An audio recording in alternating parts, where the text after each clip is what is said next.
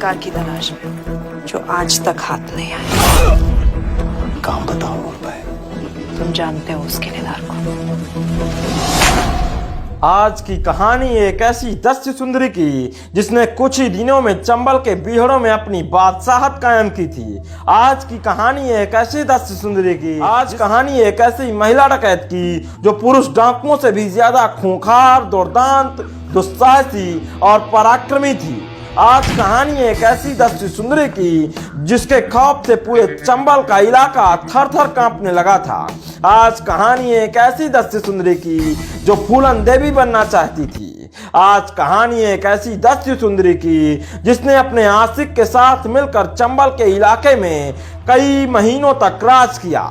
आज कहानी एक ऐसी दस्य सुंदरी की जिसने अपने पति को छोड़कर अपने प्रेमी के साथ जंगल का रास्ता इख्तियार किया। अब तक आपने चंबल की कई महिला डाकुओं की कहानी सुनी होगी, चाहे वह सीमा परिहार हो या फूलन देवी, चाहे वह सीमा यादव हो या सरला जाट हो, चाहे वह साधना पटेल हो या नीलम गुप्ता। लेकिन आज की कहानी इनसे भी दुस्साहसी, इनसे भी पराक्रमी, इनसे भी दुर्दांत महिला डाकू की अद्भुत कहानी है। जी हाँ, हम बात कर रहे हैं दस्य सुंदरी चंदा गरड़िया की। हम इस वीडियो के माध्यम से दस्य सुंदरी चंदा गरड़िया की पूरी कहानी बताएंगे। आपको बताएंगे कि कैसे एक साधारण सी परिवार की लड़की इतनी दुर्दांत डकैत बन गई। आपको ये भी बताएंगे कि कैसे शिवपुरी जिले का एक गांव है मामोनी। इसी गांव में चंदा गरड़िया का आना जाना लगा रहता था क्योंकि यहाँ इसके मामा का घर था। इसके पिता किसान थे और वह भेड़ बकरियों को भी पालते थे। शुरुआती पढ़ाई इसने अपने गांव से की और यह पढ़ाई में काफी तेज भी थी। हालांकि घर की आर्थिक स्थिति सही नहीं होने के कारण यह ज्यादा नहीं पढ़ सकी। मीडिया रिपोर्ट के मुताबिक जब वह बड़ी हुई तो इसे एक डाकू से प्रेम हो गया जो कि इसके मामा का लड़का था। उस डाकू का नाम है चंदन गरड़िया। फिर कुछ दिनों बाद चंदा के पिता ने उसकी शादी पिछौरा क्षेत्र के गणेश खेड़ा में वीरपाल से कर दी। कुछ दिनों तक सब कुछ सही चलता रहा। फिर शादी के बाद चंदा के ससुराल में चंदन का आना जाना शुरू हो गया। एक दिन चंदा का पति अपने माता पिता को लेकर दवा कराने गया हुआ था। जब वह शाम को वापस लौटा तो उसने जो देखा उसे देखकर वह हैरान और अचंभित हो गया। वीरपाल की पत्नी चंदा अपने प्रेमी चंदन गरड़िया के साथ रंगरलियां मना रही थी। रंगे हाथ पकड़े जाने के बाद चंदन ने वीरपाल को जान से मारने की धमकी दी। अब तक चंदा को वीरपाल से एक बच्चा भी हो चुका था, यानी चंदा मां भी बन चुकी थी। इसके बाद चंदा अपने मामा के गांव ममौनी चली गई। फिर कई दिनों तक चंदन और चंदा छिप छिपा कर मिलते रहे। ये सभी बातें चंदा के पति वीरपाल ने एक न्यूज चैनल से बातचीत के दौरान बताई थी। उसके पति के मुताबिक वह कई बार चंदन और चंदा को रंगे हाथ आपत्तिजनक स्थिति में देख चुका था, लेकिन करता भी क्या, क्योंकि यह सब कुछ एक तरफा नहीं था।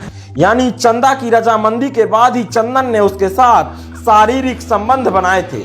आपको बता दूं कि इस दौरान चंदन एक रेप केस में फरार चल रहा था। डाकू के साथ लगातार बढ़ते संबंध के कारण समाज चंदा के लिए फप्तियां कसने लगा। यानी दोनों प्रेमियों के बीच में समाज अब दीवार बनने लगा था। बस इसी बात को लेकर चंदन के दिमाग में एक बात घूमी कि क्यों ना मैं फूलन की तरह चंदा को अपने साथ बीहड़ में ले जाऊं और वहीं से अपनी बादशाहत कायम करूं। धीरे धीरे उसने चंदा को अपने जाल में फंसा लिया। चंदा को भी ये बात रास आने लगी। उसने लगने लगा कि गांव की जिंदगी से कहीं बेहतर चंबल की जिंदगी।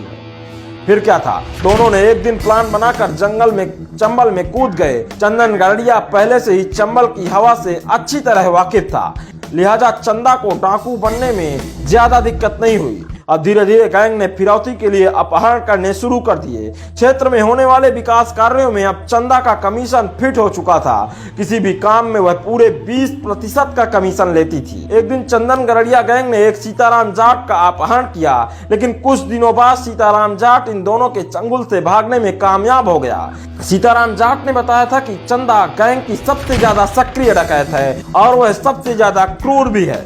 चंदन के बाद सबसे ज्यादा गैंग में चंदा की ही चलती थी। जींस टी शर्ट पहनने वाली चंदा के जिम्मे किडनैप किए गए लोगों को डील करने का काम था। 12 बोर की बंदूक का इस्तेमाल करने वाली ये लेडी दस्यु किडनैप लोगों को मारने पीटने और डराने का जिम्मा लेती थी।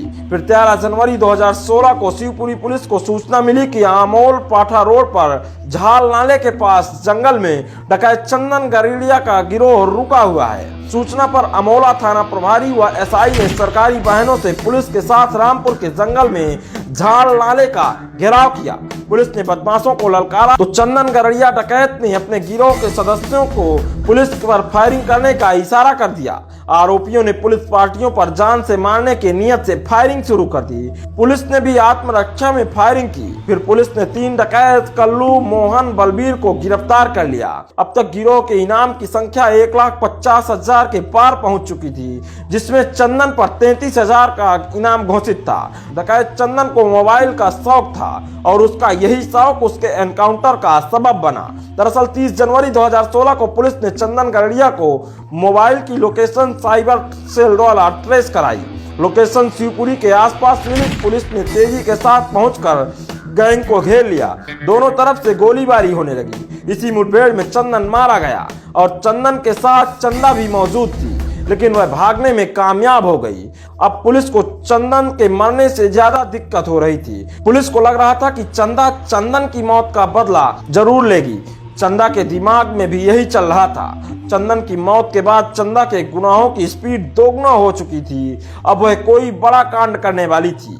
उसे लगता था कि वह 2 या 3 बड़े अपहरण करके ज्यादा फिरौती लेगी। चंबल के बीहड़ों से ही सांसद का चुनाव लड़ेगी।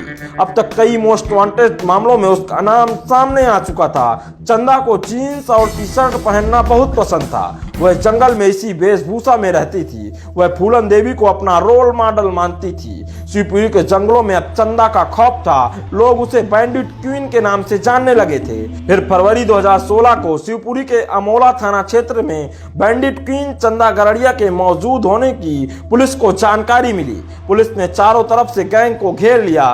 बड़ी ही होशियारी के साथ चंदा को गिरफ्तार कर लिया। पुलिस ने उसके पास से 315 बोर की एक बंदूक बरामद की।